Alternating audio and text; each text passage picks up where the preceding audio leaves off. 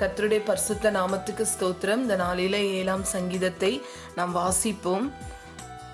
பென்யமீன் ஆகிய கூஷ் என்பவனுடைய வார்த்தைகளின் நிமித்தம் தாம் தாவீது கர்த்தரை நோக்கி பாடின சீகேயோன் என்னும் சங்கீதம். என் தேவனாகிய கர்த்தாவே, உம்மை நம்பியிருக்கிறேன். என்னை துன்பப்படுத்துகிறவர்கள் எல்லோருக்கும் என்னை விலக்கி ரட்சியும். சத்ரு சிங்கம் போல் என் ஆத்துமாவை பிடித்து கொண்டு போய் விடுவிக்கிறவன் இல்லாமையால் அதை பீறாதபடிக்கு என்னை தப்புவியும். என் தேவனாகிய கர்த்தாவே, நான் இதை செய்ததும் என் கைகளில் நியாயக்கேடு இருக்கிறதும் என்னோட சமாதானமாயிருந்தவனுக்கு நான் தீமை செய்ததும் காரணம் இல்லாமல் எனக்கு சத்ருவானவனை நான் கொள்ளையிட்டது உண்டானால், பகைஞன் என் ஆத்துமாவை தொடர்ந்து பிடித்து என் பிராணனை தரையிலே தள்ளி மிதித்து என் மகிமையை தூளிலே தாழ்த்த கடவன். சேலா. கர்த்தாவே, நீர் உம்முடைய கோபத்தில் எழுந்திருந்து என் சத்துருக்களுடைய மூர்க்கங்களின் நிமித்தமும் உம்மை உயர்த்தி எனக்காக விழித்து கொள்ளும் நியாய தீர்ப்பை நியமித்திருக்கிறீரே. ஜனக்கூட்டம் உம்மை சூழ்ந்து கொள்ளும். அவர்களுக்காக திரும்பவும் உன்னதத்திற்கு எழுந்தருளும். கர்த்தர் ஜனங்களுக்கு நியாயம் செய்வார். கர்த்தாவே, என் நீதியின்படியும் என்னிலுள்ள உண்மையின்படியும் எனக்கு நியாயம் செய்யும். துர்மார்க்கனுடைய பொல்லாங்கை ஒளிய பண்ணும். நீதிமானை ஸ்திரப்படுத்துவீராக. நீதி உள்ளவராயிருக்கிற தேவரீர் இருதயங்களையும் உள்ளம் திரிகளையும் சோதித்தறிகிறவர். செம்மையான இருதயம் உள்ளவர்களை ரட்சிக்கிற தேவனிடத்தில் என் கேடகம் இருக்கிறது. தேவன் நீதியுள்ள நியாயாதிபதி. அவர் நாள்தோறும் பாவிகளின் மேல் சினம் கொள்கிற தேவன். அவர் மனம் திரும்பாவிட்டால் அவர் தம்முடைய பட்டயத்தை கருக்காக்குவார். அவர் தம்முடைய வில்லை நாணேற்றி அதை ஆயத்தப்படுத்தி இருக்கிறார். அவனுக்கு மரண ஆயுதங்களை ஆயத்தம் பண்ணினார். நம்முடைய அம்புகளை அக்கினி அம்புகளாக்கினார். இதோ, அவன் அக்கிரமத்தை பெற கர்ப்பவேதனைப்படுகிறான். தீவினையை கர்ப்பம் தரித்து பொய்யை பெறுகிறான். குழியை வெட்டி அதை ஆழமாக்கினான். தான் வெட்டின குழியிலே தானே விழுந்தான். அவன் தீவினை அவன் சிரசின் மேல் திரும்பும். அவன் கொடுமை அவன் உச்சந்தலையின் மேல் இறங்கும். நான் கர்த்தரை அவருடைய நீதியின்படி துதித்து உன்னதமான கர்த்தருடைய நாமத்தை கீர்த்தனம் பண்ணுவேன். ஆமேன். பாருங்க, இந்த நாளில இந்த சங்கீதத்திலிருந்து நம்ம ஒரு 5 குறிப்பை நாம் அதை தியானிக்க போகிறோம். முதலாவதாக, இந்த சங்கீதத்துடைய தலைப்பு நீதியுள்ள நியாயாதிபதி ஆகிய தேவன் என்ற தலைப்புல நம்ம இந்த சங்கீதத்தை, இந்த 7ஆம் சங்கீதத்தை நாம் தியானிக்க போகிறோம். 11ஆம் வசனத்துல சொல்லுகிறது, தேவன் நீதி உள்ள நியாயாதிபதி என்று சொல்லி இந்த வசனம் சொல்லுகிறது. அப்ப நம்முடைய தேவன் நீதி உள்ள நியாயாதிபதி ஆகிய தேவன், நீதி உள்ள நியாயாதிபதி ஆகிய கர்த்தர் என்ற தலைப்புல நம் வேதத்தை, நம் இந்த வசனத்தை தியானிப்போம். முதலாவது குறிப்பாக, நம்முடைய இருதயங்களை உள்ளத்தையும் சோதித்தறிகிறவர் என்று சொல்லி அதே சங்கீதம் 7:9 துர்மார்க்கனுடைய பொல்லாங்கை ஒளிய பண்ணும். நீதிமானை ஸ்திரப்படுத்த நீதி உள்ளவராய் இருக்கிற தேவரீர் இருதயங்களையும் உள்ளம் திரிகளையும் சோதித்தறிகிறவர். நம்முடைய தேவன் நம்முடைய இருதயங்களையும் உள்ளம் திரிகளையும் அவர் சோதித்தறிகிற தேவனாய் இருக்கிறார். அதனால நம்முடைய உள்ளத்தில் உள்ள பாரங்கள், வேதனைகள் எல்லாவற்றையும் கர்த்தர் என்ன பண்ணியிருக்கிறாரு? அவர் அறிந்த ஒரு தேவனாய் இருக்கிறார். சங்கீதம் 55:4 சொல்கிறது, என் இருதயம் எனக்குள் வியாகுலப்படுகிறது என்று சொல்லி சங்கீதக்காரன் அவர்கள் சொல்கிறார்கள். அப்ப நம்முடைய இருதயத்தில் உள்ள வியாகுலங்கள் எல்லாம் கர்த்தர் அறிந்திருக்கிறார். மனிதர்கள் முகத்தை பார்ப்பார்கள், கர்த்தரோ நம்முடைய இருதயத்தை என்ன பண்ணுகிறார்? கர்த்தர் இருதயங்களை காண்கிறவராய் இருக்கிறார். அதனால நம்முடைய வாழ்க்கையில், ஆண்டவரே, எனக்கு நல்ல ஒரு சுத்த இருதயத்தை நீங்க எனக்கு தாங்க ஆண்டவரே என்று சொல்லி நாம் ஆண்டவர்கிட்ட கேட்க வேண்டும். அதே சங்கீதம் 51 நாம் பார்ப்போம் என்று சொன்னால் 17ஆம் வசனம், தேவனுக்கேற்ற பலிகள் நொறுங்குண்ட ஆவிதான். தேவனே, நொறுங்குண்டதும் நறுங்குண்டதுமான இருதயத்தை நீர் புறக்கணீர். அப்ப நம்முடைய இருதயம், உடைந்த இருதயத்தை கர்த்தர் ஒருபோது என்ன பண்ண மாட்டார்? அவர் புறக்கணித்து தள்ளவே மாட்டார். அதனால ஒவ்வொரு நாளும் நம்முடைய இருதயத்துல கர்த்தர் உள்ள வேதனைகள், பாரங்கள் எல்லாவற்றையும் கர்த்தர் அறிந்திருக்கிறார். ஒருவேளை நம்முடைய கணவருக்கு புரியாமல் இருக்கலாம், நம்முடைய பிள்ளைகளுக்கு நம்முடைய இருதயத்தின் வேதனைகளை தெரியாமல் இருக்கலாம். ஆனால் கர்த்தர் எல்லாவற்றையும் அவர் அறிந்த ஒரு தேவனாயிருக்கிறார். கர்த்தரிடத்தில் மனமகிழ்ச்சியா இரு, அவர் உன் இருதயத்தின் வேண்டுதலை உனக்கு என்ன செய்வாராம்? அருள் செய்வார் என்று சொல்லி நாம் பார்க்கிறோம். அப்ப நம்முடைய இருதயத்துல அதே 37, 31 சொல்கிறது, அவனுடைய தேவன் அருளிய வேதம் அவன் இருதயத்தில் இருக்கிறது, அவன் நடைகள் ஒன்றும் பிசுங்குவது இல்லை என்று சொல்லி பார்க்கிறோம். அப்ப நம்முடைய வாழ்க்கையில கர்த்தர் இருதயங்களையும் உள்ளத்தையும் சோதித்து அறிகிற ஒரு கர்த்தராய் இருக்கிறார். நாம் கடந்து போகிற சூழல் எல்லாவற்றையும் கர்த்தருக்கு தெரியும். அதனால நம்ம ஒரு நாளும் கலங்க தேவையே இல்லை. ஆண்டவர் சாமுவேல் தீர்க்கதரிசி அவங்ககிட்ட சொல்றாரு, மனுஷன் முகத்தை பார்ப்பான், கர்த்தரோ அவர் இருதயங்களை பார்க்கிற தேவனாயிருக்கிறார். நம்முடைய இருதயங்கள் எல்லாவற்றையும் அவர் அறிந்த ஒரு தேவனாயிருக்கிறார். சங்கீதம் 17:3 சொல்கிறது, நீர் என் இருதயத்தை பரிசோதித்து ராக்காலத்தில் அதை விசாரித்து என்னை புடம்பிட்டு பார்த்தும் ஒன்றும் காணாதிருக்கிறீர். நம்முடைய தேவன் நம்முடைய இருதயத்தை பரிசோதிக்கிறவராய், நம்முடைய உள்ளத்தில் உள்ள பாரங்களை அவர் அறிந்தவராய். நம்ம ஒருவேளை சிலர் நிறைய பாரங்கள் இருக்கும், நிறைய கஷ்டங்கள் இருக்கும், அதை வெளியே காட்டிக்கவே மாட்டாங்க. வெளியே நல்ல சிரிச்சு எல்லாரும் யாருக்கும் அது தெரிஞ்சிடக்கூடாதுன்னு சொல்லி வெளியே நல்லா சிரிச்சு பேசுவாங்க, ஆனா உடைந்த உள்ளத்தோடு இருப்பார்கள். ஆனா அதை கர்த்தர் என்ன பண்ணுகிறாரு, ஆண்டவர் வெளி தோற்றத்தை பார்க்கிற தேவன் அல்ல, நம்முடைய இருதயத்தை அவர் பார்க்கிற தேவனாயிருக்கிறார். அதனால நம்முடைய இருதயத்தில் உள்ள எல்லா வியாகுலங்கள் எல்லாவற்றையும் கர்த்தர் அறிந்த ஒரு கர்த்தராய் இருக்கிறார். அதனால நமக்கு ஒவ்வொரு நாளும் ஆண்டவரே எனக்கு நொறுங்குண்ட இருதயத்தை எனக்கு தாங்கப்பா என்று சொல்லி நம்ம ஆண்டவர்கிட்ட நம்ம கேட்க வேண்டும். அந்த இருதயம் நமக்குள்ள காணப்படும் பொழுது கர்த்தர் அந்த இருதயத்தை ஒருபோதும் தள்ளவே மாட்டார். அது மாத்திரமில்லாம ஆவியானவரே எனக்குள்ள என்னுடைய வார்த்தையை நான் இருதயத்துல என்ன பண்ண வேண்டும், அந்த வார்த்தை நம்முடைய இருதயத்துக்குள்ள இருக்கும் பொழுது கர்த்தர் நம்மை ஆற்றி தேற்றுகிறவராய் இருக்கிறார். நம்முடைய நடைகள் ஒன்று என்ன பண்ணுவதில்லையாம், பிசுங்குவது இல்லை என்று சொல்லி நாம் பார்க்கிறோம். நம்மளை விசாரிக்கிறவராய் இருக்கிறார். நம்முடைய இருதயங்களை அவர் விசாரித்து சோதித்து அறிகிற நல்ல கர்த்தராய் இருக்கிறதுனால ஒருவேளை நான் கடந்து போகிற பாதை யாருக்கும் தெரியாமல் இருக்கலாம், ஆனால் கர்த்தர் நாம் கடந்து போகிற சூழல், அந்தரங்கத்துல நாம் உடைக்கப்படுகிற சூழல் எல்லாவற்றையும் கர்த்தர் அறிந்த ஒரு தேவனாய் இருக்கிறார். இரண்டாவதாக நமக்குள்ள என்ன இருதயம் வர வேண்டும் என்று சொன்னால், செம்மையான இருதயத்தை கர்த்தர் ரட்சித்து அவர் பாதுகாக்கிறார் என்று சொல்லி அதே சங்கீதம் 7ஆம் சங்கீதத்துல 10ஆம் வசனத்துல நாம் பார்க்கிறோம். செம்மையான இருதயம் உள்ளவர்களை ரட்சிக்கிற தேவனிடத்தில் என் கேடகம் இருக்கிறது என்று சொல்லி. அப்ப நமக்குள்ள ஒரு செம்மையான இருதயம் இருக்கும் என்று சொன்னால் நம்மை ரட்சித்து நம்மை பாதுகாக்கிற ஒரு கர்த்தராய் இருக்கிறார். செம்மையான இருதயம் என்று சொல்லும் போது ஒரு நேர்மையான இருதயத்தை ஆண்டவர் எதிர்பார்க்கிறார். உண்மையுள்ள இருதயத்தை கர்த்தர் நம்மிடத்துல எதிர்பார்க்கிறார். கபடில்லாத ஒரு இருதயத்தை கர்த்தர் எதிர்பார்க்கிறார். ஆண்டவரே இப்படிப்பட்ட ஒரு இருதயத்தை எனக்கு நீங்க என்ன பண்ணுங்க தாங்க ஆண்டவர். உண்மையுள்ள மனுஷன் பரிபூர்ண ஆசீர்வாதங்களை பெறுவான் என்று சொல்லி கர்த்தருடைய வார்த்தை சொல்கிறது. நேர்மையான ஒரு வாழ்க்கை நான் வாழ எனக்கு நீங்க கிருபை தாங்கப்பா. என் இருதயத்துல எந்த கபடு கசப்போ எதுவுமே இருக்கக்கூடாது ஆண்டவரே என்று சொல்லி. ஏன்னா நம்முடைய இருதயத்தை அவர் பார்க்கிற ஒரு நல்ல தேவனாய் இருக்கிறார். அவர் பார்க்கிறபடினால் நம்ம ஒரு நாளும் என்ன பண்ண தேவையில்லை, நம் சோர்ந்து போக தேவையில்லை. சங்கீதம் 26 சங்கீதம் 26 2ஆம் வசனம் சொல்லுகிறது, உம்முடைய கர்த்தாவே என்னை பரீட்சித்து என்னை சோதித்து பாரும், என் உள்ளம் திரிகளையும் என் இருதயத்தையும் புடம்பிட்டு பாரும் என்று சொல்லி. அப்படி நம்முடைய இருதயம் அப்படி நல்ல கர்த்தர் எதிர்பார்க்கிற, அவர் சோதித்து அது ஒன்றுமில்லாத ஒரு சுத்த இருதயமா இருக்க வேண்டும். சங்கீதக்காரன் சொன்னது போல ஒரு சுத்த இருதயத்தை நீங்க என்ன பண்ணுங்க எனக்கு தாங்க ஆண்டவரே என்று சொன்னது போல. அதே சங்கீதம் 32 வாசிப்போம் என்று சொன்னால் 32:11 நீதிமான்களே கர்த்தருக்குள் மகிழ்ந்து களி கூறுங்கள், செம்மையான இருதயம் உள்ளவர்களே நீங்கள் எல்லோரும் ஆனந்த முழக்கம் எடுங்கள். இப்ப நம்முடைய வாழ்க்கையில ஒரு செம்மையான இருதயத்தை நீங்க தாங்கப்பா. கர்த்தர் சிநேகிக்கிற ஒரு இருதயம். அப்போ நம் நீதிமான்களாய் நம் கர்த்தருக்குள்ள களி கூறுகிறவர்களாய் இருக்கும் பொழுது நம்முடைய இருதயம் ஒரு செம்மையான இருதயமாய், ஒரு சுத்தமுள்ள ஒரு இருதயமாய் கர்த்தர் அதை என்ன பண்ணுவாரு, மாற்றுவார், நம்மை அதை பாதுகாப்பார். அப்போ நம்ம அந்த இருதயம் நமக்குள்ள இருக்க வேண்டும் என்று சொன்னால் எப்படியா இந்த சங்கீதம் 37:31 வசனம் சொன்னது போல அவனுடைய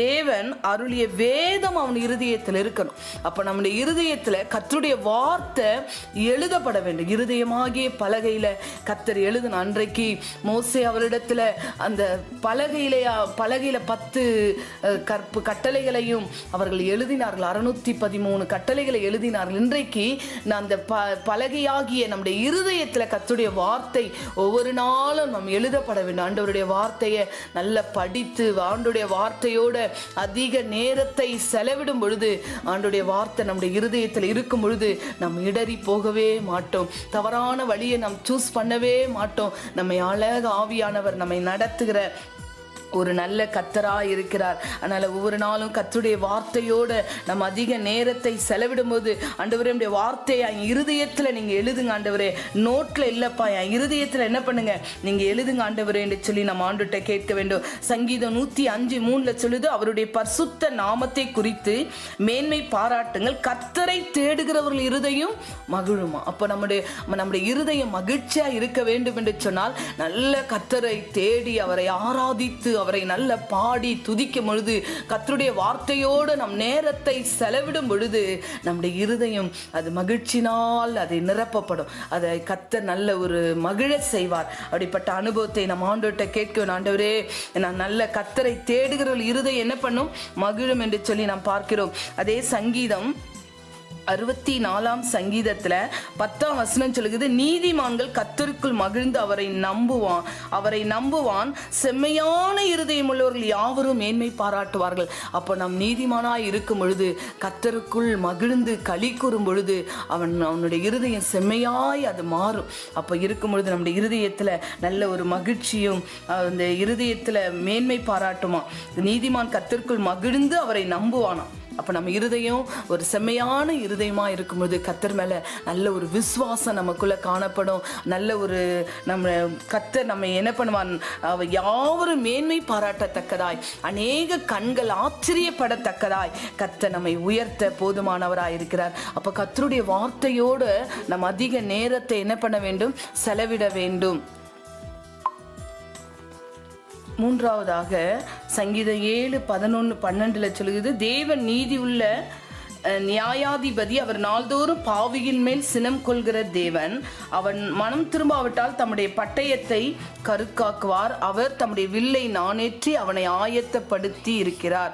பாருங்க, நம்முடைய தேவன் பாவத்துக்கு துணை போக மாட்டார். மூன்றாவது குறிப்பாக ஆண்டவர் நம்முடைய தேவன் பாவத்துக்கு துணை போகிற ஒரு தேவன் அல்ல என்று சொல்லி நாம் பார்க்கிறோம். அதே 1 பேதுருல நம்ம 2ஆம் அதிகாரத்துல நாம் பார்ப்போம் என்று சொன்னால், அவர் பாவம் செய்யவில்லை, அவருடைய வாயில் வஞ்சனை காணப்படவில்லை என்று சொல்லி நாம் பார்க்கிறோம். பாருங்க, 1 பேதுரு 2ஆம் அதிகாரம் 21-23 வரைக்கும் வாசிக்கும் பொழுது, இதற்காகவே நீங்கள் அழைக்கப்பட்டு இருக்கிறீர்கள், ஏனெனில் கிறிஸ்து உங்களுக்காக பாடுபட்டு நீங்கள் தம்முடைய அடிச்சுவடுகளை தொடர்ந்து வரும்படி உங்களுக்கு மாதிரியை பின்வைத்து போனார்.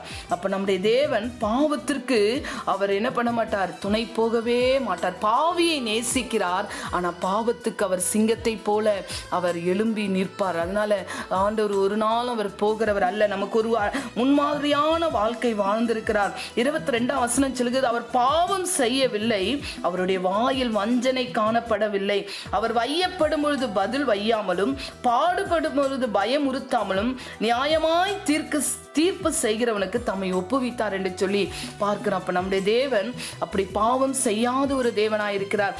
1 யோவான் 3ஆம் அதிகாரம் 5ஆம் வசனம் சொல்லுகிறது, அவரிடத்தில் பாவம் இல்லை என்று சொல்லி கர்த்தருடைய வார்த்தை சொல்லுகிறது. நாம் நம்முடைய பாவங்களை சுமந்து தீர்க்க வெளிப்பட்டார் என்று அவரிடத்தில் பாவம் இல்லை. அப்ப நம்முடைய தேவன் பாவம் செய்யாத ஒரு தேவனாய் இருக்கிறார். அதனால நம்முடைய வாழ்க்கையில சின்ன சின்ன குறைகள் வரும்பொழுது உடனே அறிக்கையிட்டு அதை நம்ம என்ன பண்ண வேண்டும், சரிப்படுத்த வேண்டும். என் வாழ்க்கையில வருகிற ஆண்டவரே சின்ன சின்ன குறைகள் எல்லாவற்றையும் சரிப்படுத்துங்க ஆண்டவரே என்று சொல்லி பாருங்க. 2 கொரிந்தியர் 5ஆம் அதிகாரம் 21ஆம் வசனம் சொல்கிறது, நாம் அவருக்குள் தேவனுடைய நீதியாகும்படி பாவம் அறியாத அவரை நமக்காக பாவமாக்கினார் என்று சொல்லி. அப்ப நம்முடைய தேவன் பாவம் செய்யாதவர், அவர் பரிசுத்தமுள்ள ஒரு தேவன், பாவத்தை பாராத சுத்த கண்ணர் என்று சொல்லி வேதம் சொல்கிறது. அப்படிப்பட்ட தேவனை ஆராதிக்கிற நம் செய்கிற சின்ன சின்ன தவறுகளுக்கு, அப்படிப்பட்ட பாவங்களுக்கு துணை போகிற தேவன் அல்ல. நம்முடைய தேவன் பரிசுத்தத்தை விரும்புகிறார். ஆண்டவரே, நீங்க சிநேகிக்கிற ஒரு பரிசுத்தம் என் வாழ்க்கையில காணப்பட ஆண்டவரே, என் நடையில, என் உடையில, என்னுடைய பேச்சில, எல்லாவற்றிலும் பரிசுத்தம் வெளிப்படணும் ஆண்டவரே. நீங்க சிநேகிக்கிற ஒரு பரிசுத்தம் என் வாழ்க்கையில காணப்பட 1 பேதுருல சொல்லி கர்த்தர் சிநேகிக்கிற ஒரு பரிசுத்தம் என்று சொல்லி ஆண்டவரே எனக்கு அப்படிப்பட்ட ஒரு பரிசுத்த வாழ்க்கையை தாங்கப்பா. பாரும் கர்த்தாவே உள்ளத்தை ஆண்டவரே நீங்க பார்ப்பீராக ராஜா. யாரும் காணாத உள் அலங்கோலத்தை நீங்க பாருங்க என்று சொல்லி உடனே நம்முடைய வாழ்க்கையில சின்ன சின்ன தவறுகள் வரும் பொழுது உடனே கர்த்தரிடத்தில் அறிக்கையிட்டு அதை சரிப்படுத்த வேண்டும். நம்ம சரிப்படுத்தி அதை ஒப்புரவாக்கி விட வேண்டும். அப்படி செய்யும் பொழுது கர்த்தர் நம்முடைய வாழ்க்கையில் அவர் பெரிய காரியங்களை தேவன் செய்வார். கர்த்தர் விரும்புகிற ஒரு பரிசுத்தவானாய் தேவன் நம்மை மாற்றுவார். அப்ப பாருங்க, நம்முடைய வாழ்க்கையில பாவமான காரியங்களுக்கு நமக்கு அந்த ஒரு கர்த்தருக்கு எது பிடிக்கலையோ அதை நம்ம விட்டு என்ன பண்ண வேண்டும்? விலக வேண்டும். ஆண்டவருக்கு பிரியமில்லாத காரியங்களை விட்டு நான் விலக எனக்கு நீங்க கிருபை செய்யுங்க ஆண்டவரே என்று சொல்லி, அது மாத்திரம் இல்லாம 4வதாக நாம் பார்ப்போம் என்று சொன்னால் 4வது குறிப்பு, மனம் திரும்பாத பாவியை அவர் என்ன பண்ணுவாராம்? தண்டிப்பார் என்று சொல்லி அதிலே நம்ம இப்போ வாசித்தது போல சங்கீதம் 7:11 நாம் வாசிக்கிறோம். அவன் மனம் திரும்பாவிட்டால் அவனை என்ன பண்ணுவாரு? அவனை தண்டிப்பார் என்று சொல்லி நாம் பார்க்கிறோம். அவன் மனம் திரும்பாவிட்டால் 12ஆம் வசனம், அவர் தம்முடைய பட்டயத்தை கருக்காக்குவார், அவர் தம்முடைய வில்லை நாணேற்றி அதை ஆயத்தப்படுத்தி இருக்கிறார். அப்போ நம்ம மனம் திரும்பலன்னு சொன்னா அவர் என்ன பண்ணுவாரு? உடனே அவர் தண்டிக்கிற ஒரு தேவனாய் இருக்கிறார், சிட்சிக்கிறவராய் இருக்கிறார். நம்முடைய வாழ்க்கையில சின்ன சின்ன தவறுகள் வரும் பொழுது அதை உடனே அவர் சிட்சிக்கும் பொழுது நம்ம அதை விட்டு மனம் திரும்ப வேண்டும். ஆண்டவரே, என் வாழ்க்கையில என்னென்ன உமக்கு அது என்னப்பா உமக்கு பிரியமில்லாத காரியம் என்ன இருக்கிறது என்று சொல்லி நாம் அறிக்கையிட்டு உடனே நம் மனம் திரும்பும் பொழுது கர்த்தர் நம்முடைய வாழ்க்கையை தேவன் ஒரு சரியான பாதையில கர்த்தர் நடத்த போதுமானவராய் இருக்கிறார். அப்போ நம்ம ஆண்டுகிட்ட ஒவ்வொரு நாளும் தேவனிடத்துல ஒப்பு கொடுக்க வேண்டும். ஆண்டவரே, என் வாழ்க்கையில நீங்க என்ன நடத்துங்க ஆண்டவரே. நான் என்ன பண்ண வேண்டும்? ஒரு சுத்த இருதயத்தை என்ன பண்ணுங்க நீங்க தாங்க ஆண்டவரே. என் வாழ்க்கையில ஒரு சின்ன எப்படியாய் தாவீதுடைய வாழ்க்கையில அவங்க வாழ்க்கையில ஒரு சின்ன என் மனது அடித்தது என்று சொல்லுகிறார். அப்படி ஒரு சின்ன குறைகள் தவறுகள் நம்முடைய வாழ்க்கையில வரும் பொழுது உடனே நம்முடைய மனம் அது பதற வேண்டும். இது கர்த்தருக்கு பிரியமில்லை என்று சொல்லி உடனே தேவ சமூகத்துல போய் அறிக்கையிட்டு அதை நம் ஆண்டுகிட்ட சரிப்படுத்த வேண்டும். இல்லை நம் பாவத்திலேயே நிலை கொண்டு வாழ்வோம் என்று சொன்னால் கர்த்தர் நம்மை தண்டிப்பார், நம்மை சிட்சிப்பார். கர்த்தர் உடனே நம் மனம் திரும்ப வேண்டும். நம்முடைய தேவன் வெளி தோற்றத்தை பார்க்கிறவர் அல்ல, நம்முடைய அந்தரங்க வாழ்க்கையை கர்த்தர் காண்கிறார். யாரும் பார்க்காத அந்தரங்க வாழ்க்கையை தேவன் பார்க்கிறார். அந்த வெளிப்பாடு நமக்குள்ள காணப்படும். என் தேவன் என்னை அந்தரங்க வாழ்க்கையை பார்க்கிறார். என்னுடைய அந்தரங்கத்துல கர்த்தருக்கு நான் எப்படி உகந்த வாழ்க்கை நான் வாழ்கிறேனா, அவருக்கு பிரியமான ஒரு வாழ்க்கை நான் வாழ்கிறேனா என்று சொல்லி நம் ஆண்டவரை ஒவ்வொரு நாளும் நம்மை கர்த்தர் என்னை காண்கிறார் என்று சொல்கிற ஒரு தேவ பயம் நமக்குள்ள காணப்பட வேண்டும். எப்படியாய் மோசே தேவனுடைய வீட்டில் எங்கும் அவன் உண்மை உள்ளவனாய் இருந்தான். எங்குமே கர்த்தர் பார்க்கிற கர்த்தருடைய கண்கள் பூமி எங்கும் உலாவி கொண்டிருக்கிறது. அதனால ஆண்டவர் நம்முடைய அந்தரங்கை வாழ்க்கையை பார்க்கிறார். நம்முடைய வாழ்க்கையில வருகிற தவறுகளை உடனே அறிக்கையிட்டு அதை சரிப்படுத்த வேண்டும். அந்த காரியத்திலிருந்து ஒரு விடுதலை என்ன, ஒரு வேளை ஒரு சீரியலா இருக்கலாம், எதில் நம்மளால கர்த்தருக்கு பிரியமில்லாத காரியத்துல நம்ம அடிமைப்பட்டிருக்கலாம். ஆண்டவரே, இந்த அடிமைத்தனத்திலிருந்து நான் விடுதலையாக வேண்டும் என்று சொல்லி அந்த வாஞ்சை நமக்குள்ள இருந்தா போதும், ஆவியானவர் நம்மை விடுதலை ஆக்குவார். ஆண்டவரே, நான் அதிலிருந்து விடுதலை வரணும்பா, இது உமக்கு பிரியமில்லாத காரியம் ஆண்டவரே என்று சொல்லும் பொழுது கர்த்தர் அதிலிருந்து நம்மை என்ன பண்ணுவார்? அவர் அதை விடுவித்து நம்மை கொண்டு வருவார். அப்ப நம்முடைய தேவன் மனம் திரும்பாத பாவியை அவர் தண்டிக்கிறவரா இருக்கிறார். அப்போ அவன் மனம் திரும்பும் பொழுது அவனுடைய வாழ்க்கையில் என்ன பண்ணுவார்? அவனுக்கு அளவில்லாத ஒரு ஆசீர்வாதத்தை தேவன் அவரை மாற்றுவார். அவருக்கு உகந்த ஒரு மனவாட்டியாய் கர்த்தர் என்ன மாற்றுவார் என்று சொல்லி நாம் பார்க்கிறோம். 5வது குறிப்பாக நீதியோடு அவர் என்ன படுகிற தேவனாயிருக்கிறார், செயல்படுகிற ஒரு தேவனாயிருக்கிறார். நம்முடைய தேவன் நீதி உள்ள நியாயாதிபதியாயிருக்கிறார். நம்முடைய வாழ்க்கையில நீதி செய்கிற தேவனாயிருக்கிறார். ஒருவேளை நமக்கு கிடைக்க வேண்டிய நீதி கிடைக்காமல் இருக்கலாம், அதிகாரிகளிடத்திலிருந்து வர வேண்டிய நீதி வராமல் இருக்கலாம். ஆனா நம்முடைய தேவன், நாம் ஆராதிக்கிற கர்த்தர், அவர் நீதி உள்ள நியாயாதிபதியாயிருக்கிறார். அவர் நீதியுள்ள நியாயாதிபதியாய் ஒரு நாள் வரப்போகிறார். நம்ம எல்லோரையும் அவரிடத்துல சேர்த்து கொள்ள, ஆண்டவரே என் வாழ்க்கையில நீங்க நீதி செய்யுங்க ஆண்டவரே, சங்கீதம் 37:6 சொல்லுகிறது, உன் நியாயத்தை வெளிச்சத்தை போலவும் உன் நீதியை நான் என்ன பண்ணுவேன், பட்ட பகலை போல என்ன பண்ணுவேன், நான் விளங்க பண்ணுவேன் என்று சொல்கிறார். அப்போ என் நீதி என்ன பண்ணுங்க, வெளிச்சத்தை போலவும் உன் நியாயத்தை பட்ட பகலை போலவும் அவர் விளங்க பண்ண. ஒருவேளை மனிதரிடத்திலிருந்து நமக்கு நீதி கிடைக்காம இருக்கலாம், நம் நன்மை செய்து அநியாயமாய் நாம் தண்டிக்கப்படலாம். ஆனால் நம்முடைய தேவன் நீதியுள்ள நியாயாதிபதி இருக்கிறார், நமக்காக அவர் நீதி செய்கிற ஒரு நல்ல தேவனாய் இருக்கிறார். அதனால ஆண்டவரே, என் வாழ்க்கையில நீங்க நீதி செய்யுங்க ஆண்டவரே. என்னென்ன காரியத்துக்கு நமக்கு நீதி கிடைக்கலையோ, நமக்கு அரசாங்கத்திலிருந்து வர வேண்டிய காரியமா இருக்கலாம், இல்லை என்ன காரியத்துக்கு எனக்கு நீதி வரணும் ஆண்டவரே, நீங்க தான்ப்பா எனக்கு நீதி செய்யணும் என்று சொல்லி நம்ம ஆண்டவரை நோக்கி நாம் பார்க்கும் பொழுது நமக்கு அவர் நீதி செய்கிற ஒரு தேவனாய் இருக்கிறார். லூக்கால கூட அந்த 18ஆம் அதிகாரம் விதவை போய் என்ன பண்றா, அந்த நியாயாதிபதியின் கதவை போய் தட்டுகிறா, எனக்கு நியாயம் கிடைக்க வேண்டும் என்று சொல்லி. பாருங்க 18:5 அந்த விதவை என்னை எப்போதும் தொந்து வெகு நாள் வரைக்கும் அவளுக்கு மனம் என்ன இல்லையா, மனம் இல்லாமல் இருந்ததாம் அவனுக்கு நீதி செய்யறதற்கு.